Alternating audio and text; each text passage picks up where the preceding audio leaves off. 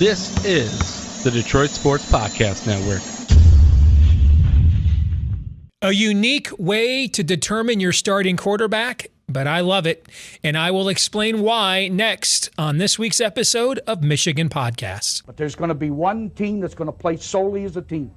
No man is more important than the team. No coach is more important than the team. The team, the team, the team. Looks deep for Anthony Carter. Waits for it. Yes, caught. They said you can't beat Ohio State. Now what? Brady gets terrific. Throws it, and touchdown, Knight again. Schultz just before Brazil got him, and a leaping interception by Woodson. Harbaugh back to throw over the middle. Caught by Collier at the 5 on his feet. Touchdown, Michigan. On its way. It's good. He's 5'7", 179 pounds, a junior at Michigan. But Jamie Morris packs a wallop, and he delivers for Bo Schembechler. And here's your first play. Pressure coming. Sack. It is Glenn Steele, number 81, who fought his way through the traffic. Option. And Robinson calls his own number, and he's going to score. Oh, an easy touchdown for Robinson and Michigan.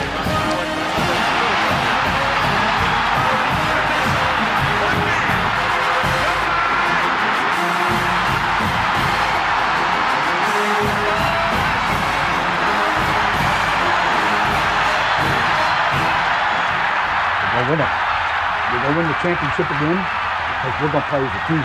And when we play as a team and the old season is over, you and I know it's going to be Michigan again.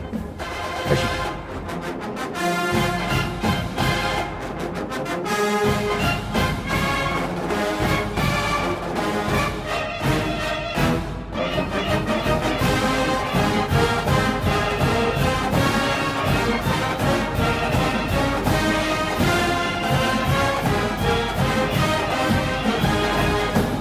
Go Blue, and welcome to this week's glorious episode of Michigan Podcast. Glorious not because the episode will be that good. It'll pretty much be what you're accustomed to, but we all have low standards around here.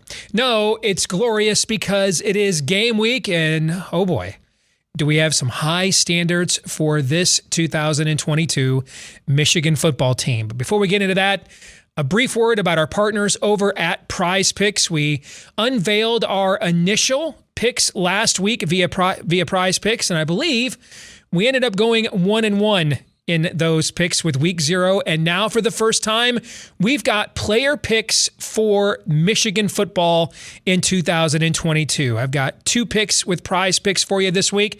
I'm going to go Ronnie Bell under 5.5 receptions. That means he's got to get to 6 catches. That seems like an awful lot anyway, given the overall depth of pass catchers Michigan has. I mean, right now, when you consider receiver and tight end, this position's about 10 deep.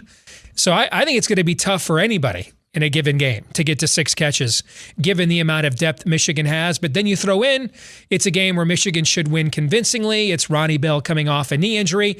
So I think he's poised for a big senior year. I'm just going to go under the receptions number here. Wouldn't surprise me if he had a couple of huge plays, but I'm going to go under 5.5 receptions.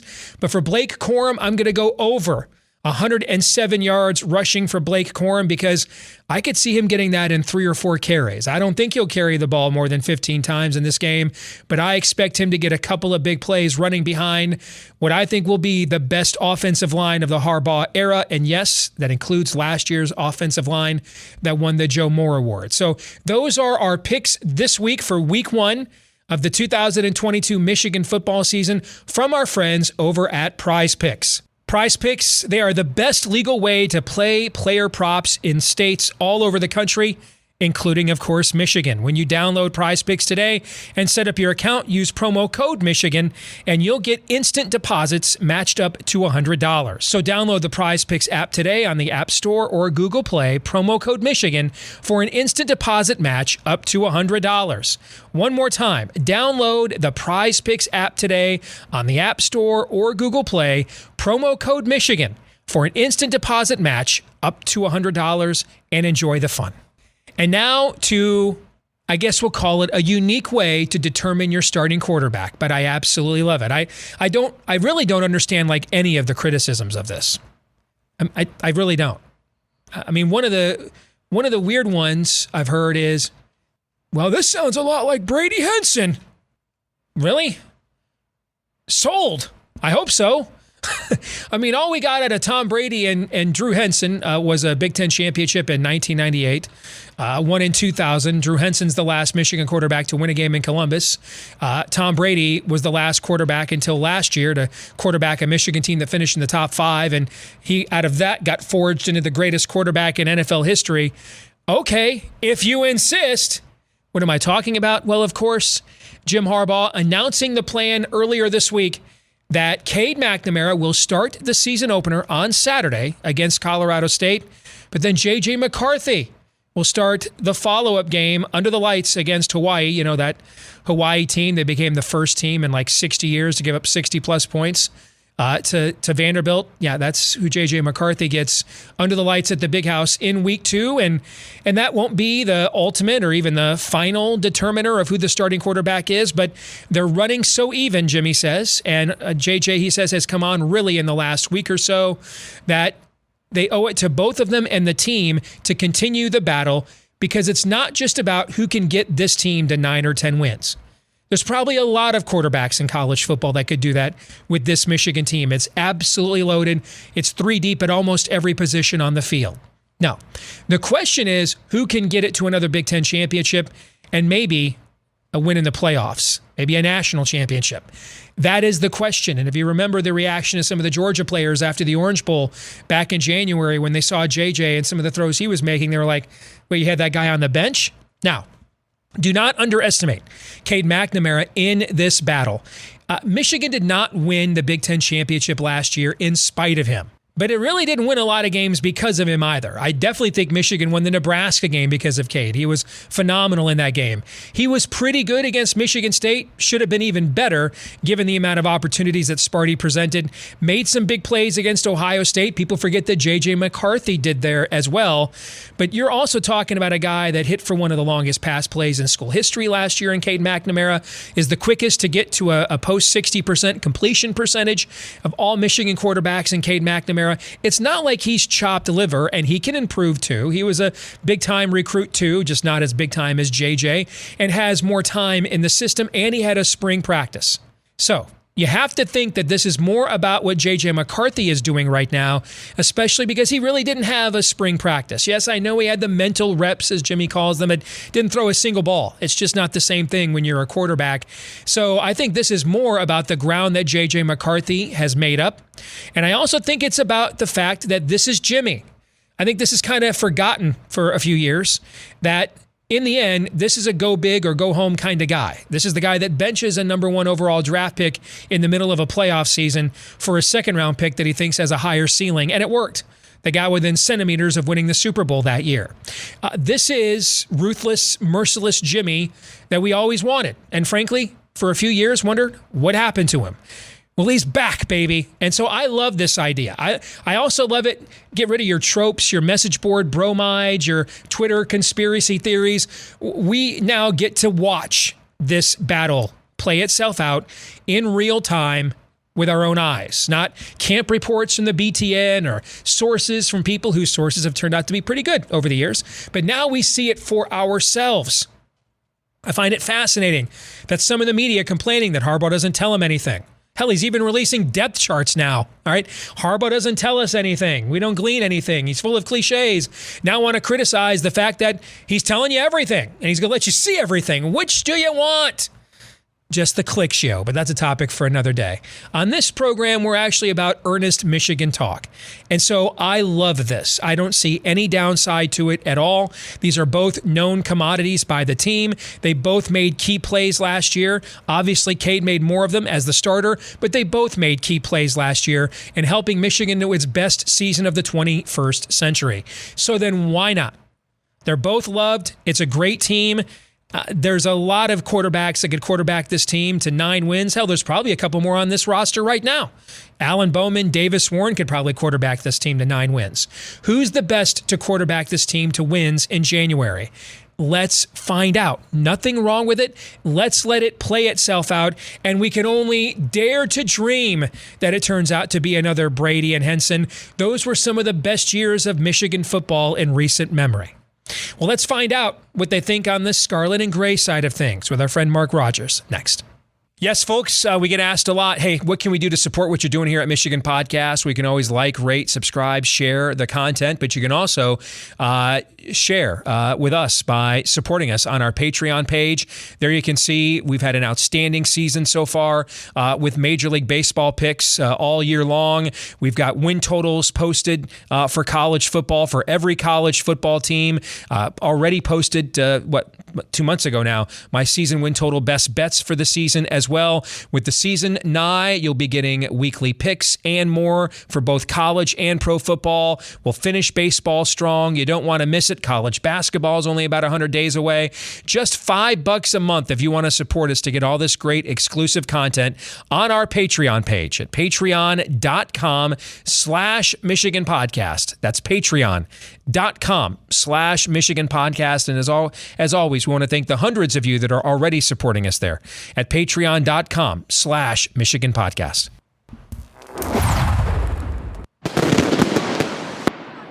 Time now for the 10-minute war with our good friend Mark Rogers, who himself has an outstanding channel right here on YouTube, Correspondence Stringers, covering college football from all angles, teams all over the country. You don't want to miss it. It's good to have you back here with us, Mark. How are you, brother?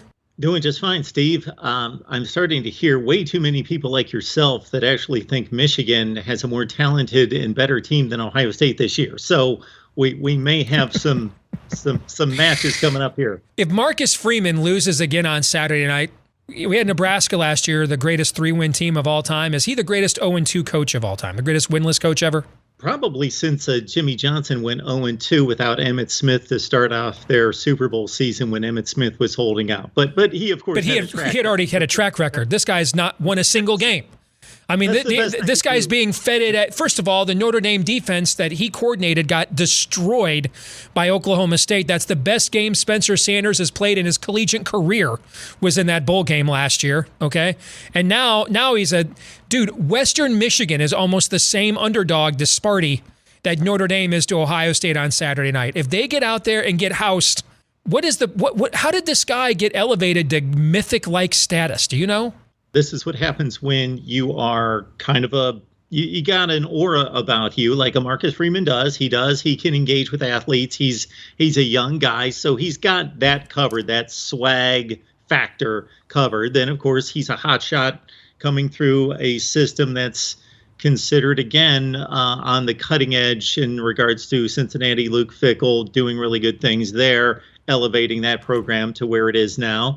And then on top of that, he does have the recruiting. So even in a down season on the field this year, Steve, he's going to still be looking good. It's a honeymoon season. He's going to have a top 5 recruiting class. We're really not going to start counting wins and losses for him significantly until next year. Every year but one since 1989, at least one team in the preseason AP top 10 has finished the year unranked. Every year but one. Somebody. This year, I think they're the most likely team to finish unranked in the top 10. My numbers think they're maybe the most overrated team in the country. Well, we had 13 of the 25 in the AP preseason poll last year not finished ranked. Which just goes to show you no one should count any of the COVID year data for like anything moving forward. Like everybody's records. I mean, the season happened. I'm glad we had it. It was a nice distraction. Alabama had a phenomenal team, deserved the championship. But in terms of long-term trends, outside of like the 4 teams that were in the playoffs, nothing else should be gleaned about that year, just based on that, what you just told me there alone. Because a lot of the preseason polls are based off what happened the previous year and your perceptions of how they ended and who's coming back amongst those teams, right? And half the AP poll finished unranked last year. So that's I've long held the notion don't count any of the COVID data stuff, and that kind of cinched it for me. But anyway, let's get on to Michigan, okay? Because I know that's what you really want to talk about. Well, I'm here. That's why you drag me on here. No, I am honored to be on here to talk Michigan football every week. I love what we're doing. I mean, I love it. I love the idea of the transparency. I love the accountability. I mean, I absolutely love it. I don't see any downside to the JJ starts a game, Cade starts a game. We all know it's a soft schedule. Let's not urinate at each other and pretend that it's raining. Everybody knows Michigan should name the score on these teams. These two guys played meaningful snaps last year. They both played roles in a Big Ten championship team last year. So it's not quite the same as Brady and Henson. When they started going at it in 98, neither one of them had any track record at all. Okay?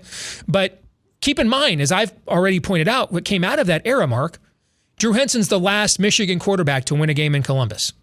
Tom Brady, until last year, was the last Michigan quarterback to quarterback a team that finished in the final AP top 5.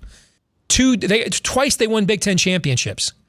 I mean, I don't know. If this is the Brady Henson era all over again, I'm in. Sold. I mean, I'm totally cool with it. I had a Michigan fan come at me, ask Ohio State in 2015 how this worked. They went 12-1, beat the shit out of us. And the only reason y'all lost a game is because Urban Meyer just forgot that Ezekiel Elliott was on the roster in a driving rainstorm against Michigan State. I'm in. I'll take it. I literally don't see any downside to this at all. Am I wrong? You're not necessarily wrong. This, though, any football coach that's been around two quarterbacks as long as Jim Harbaugh has worked with these two quarterbacks, he's got to know in his heart of hearts who he wants to have as the starting quarterback. I believe that he knows that. Can I prove that in any such way? Of course not. But I think it's the fair way to do things. And I wish I had come up with it myself, because I outlined here and elsewhere, I thought, okay, he better not start Cade McNamara in week 1 if he doesn't intend on playing him the whole season, because Cade is not giving up that job. He's not going to mistake himself into losing a job, especially against those three opponents. So I didn't want to see what could have played out with Cade McNamara being named the starter, but Jim thinking, let's go to JJ later, because, again, Cade McNamara is not losing a job. He's going to lose a job to a better player because that better player is just more gifted, more talented, and wins the job. Cade McNamara is not going to lose it. I was thinking about them sharing time through the first 3 games of the season. I still think that'll happen. I still think that'll happen. Yeah, that each one's going to play each game to a certain extent. Yeah, yep. that would make sense, because even though it's kind of indistinguishable to all of us, UConn, Hawaii, and Colorado State, and I know that they haven't planned out the 3rd game, but it would be good to see each quarterback against each defense, because they're all going to approach it, meaning the opponent, differently. And you would like to see how both quarterbacks respond against each defensive approach. I think that this is entirely back to what you said a minute ago. I think that, well, first of all, McCarthy had no spring with the shoulder, didn't throw a single pass. From the Orange Bowl until July, didn't throw at all. Or June. So keep that in mind. And I think that's why a lot of us thought it would give Cade an insurmountable lead. I think that McCarthy has closed the gap enough. I think they want McCarthy to be the starter. And I don't think it's an anti-Cade thing. I just think that they recognize the ceiling with him is just so much higher. But what they need to find out is if he's ready to lead a program. Not if he's the better prospect, but if he's ready to lead a program. How do you do that? You do that this way, because I think it's something that's going largely undiscussed. During practice of game week, the backup gets very few reps. You're preparing a starter for a game, all right? And you only have 20 hours a week or so. You know, most teams don't strictly do it, but they're not, practicing all hours of the day and night like you do in the NFL when you're a pro. You're getting your starter ready for a game. This is a way to get JJ. I remember when, this is going to seem like a weird reference, but I remember when Frank Beamer at Virginia Tech took this scrawny freshman kid that was redshirted named Michael Vick with him to every road, put him on the travel squad for every road game in 1998. And he wasn't going to play, and you have a limited amount of guys you can bring on the road, so he was sacrificing a roster spot. Why was he doing this?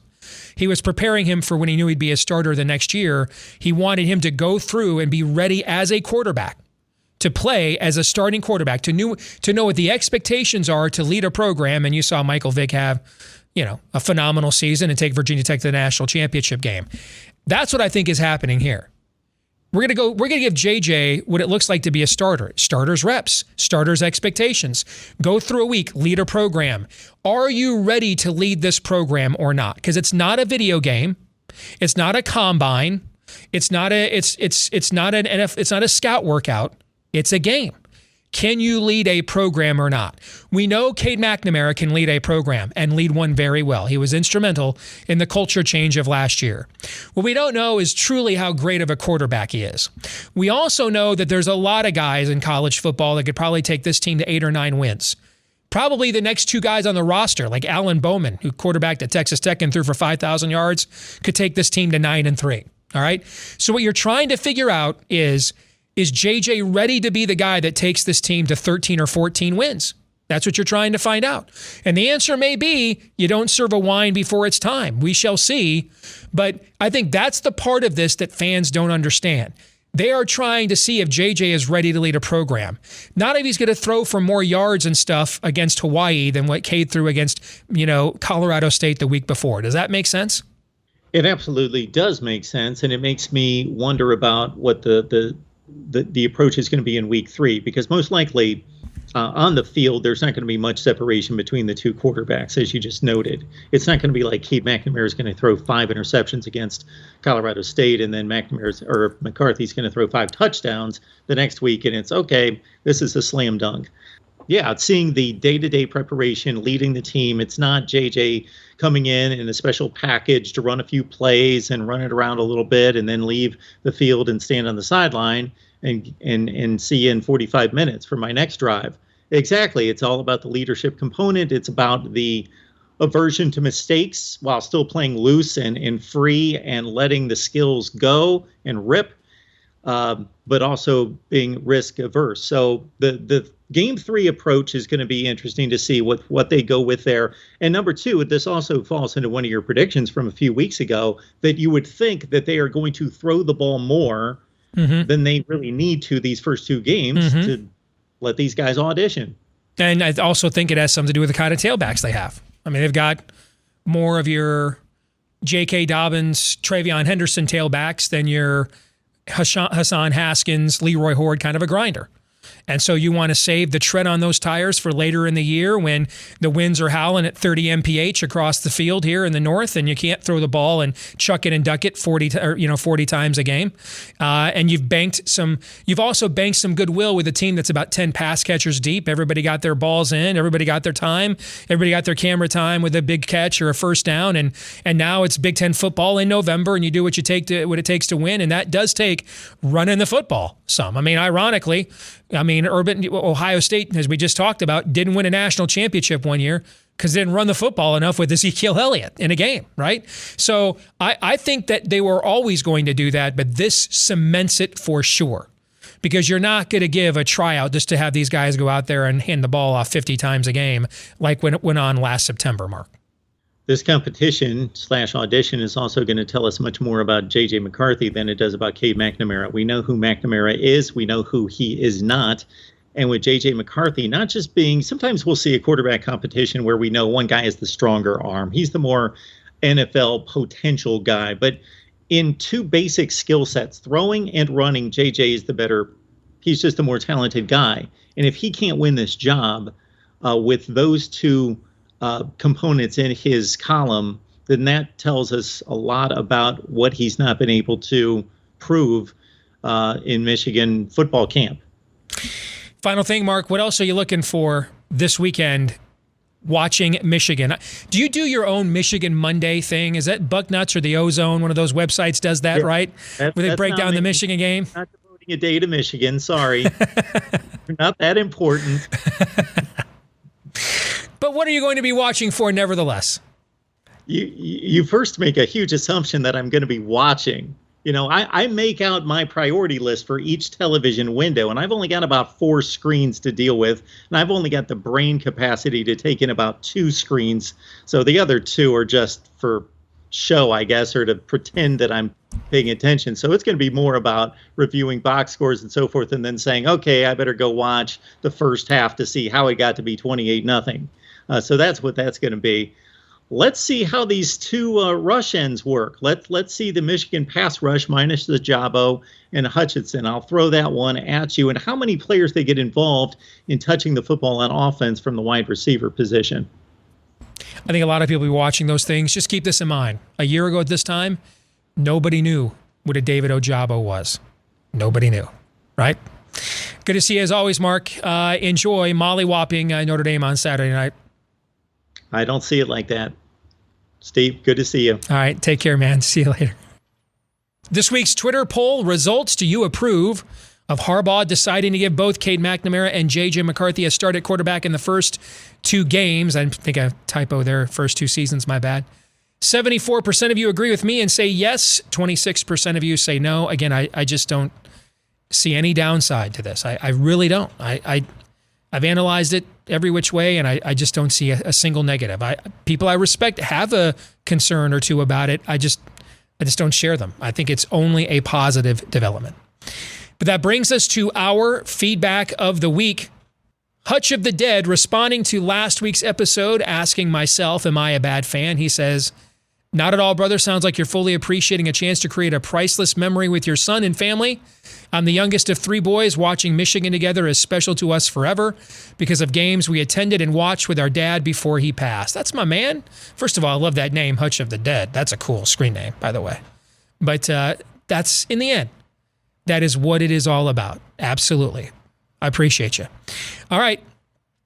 You guys ready? The most wonderful time of the year is here. Things kick into high gear around here now. Looking forward to it. This has the chance to be a very special Michigan football season. And, last one was fair to Midland, right?